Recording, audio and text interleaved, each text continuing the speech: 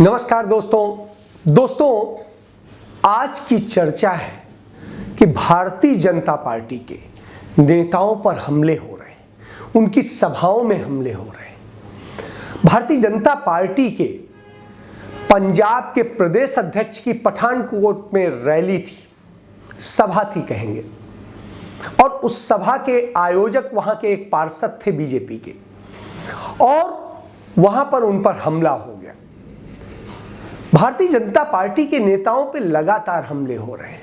यदि हम पश्चिम उत्तर प्रदेश का देखेंगे, वहां पर भी भारतीय जनता पार्टी के नेताओं पर हमले हो रहे हैं। मुजफ्फरनगर में हमला हुआ, शामली में हमला हुआ, सहारनपुर में हुआ, मेरठ में हुआ, बुलंदशहर में हुआ, अलीगढ़ में हुआ, तो तमाम बरेली में हुआ, तमाम जगह विधायकों को खदेड़ा गया, तमाम जगह पे हमले हुए, तमाम तरह से बातें हो रही हैं, धकियाया जा रहा है, कहीं कहीं उन्हें अपनी जान बचा के भागना पड़ रहा है।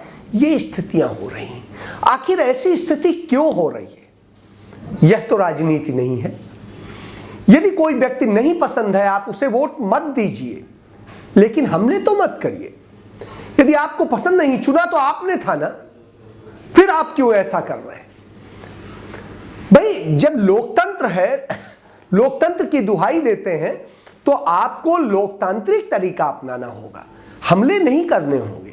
आपको यह बात समझनी होगी कि सारे लोग राजनीति समाज के लिए, देश के लिए, प्रदेश के लिए करते हैं।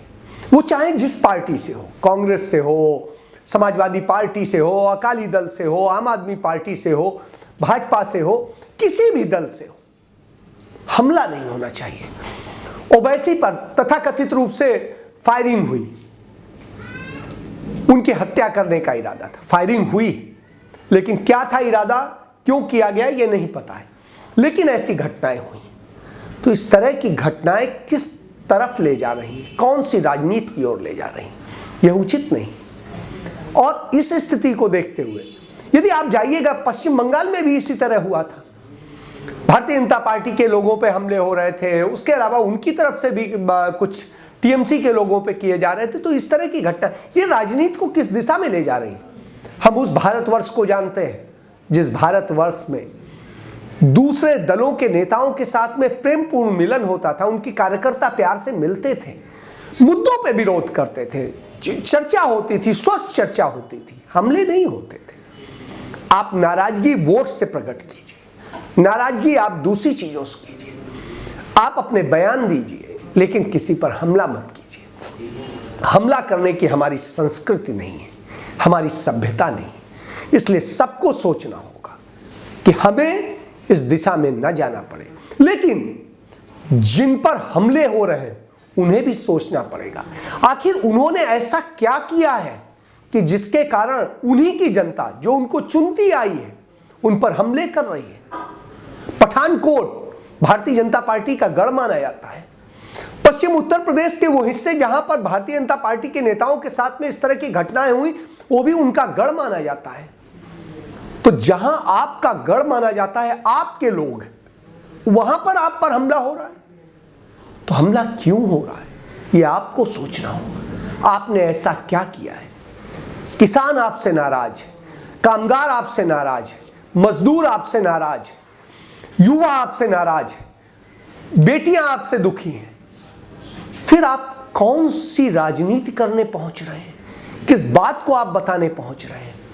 क्यों नहीं प्रधानमंत्री आज पंजाब में आकर के कोई रैली करते हैं या कोई सभा करते हैं?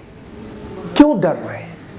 ये डर नहीं होना चाहिए, क्योंकि आप जनता के नुमाइंदे हैं और जनता आपको प्यार करती है। लेकिन जनता आपसे नाराज क्यों हो गई, क्यों इतनी नफरत करने लगी कि आप पर हमलावर हो गई? यह बात सोचनी होगी और इस बात को सोचिए।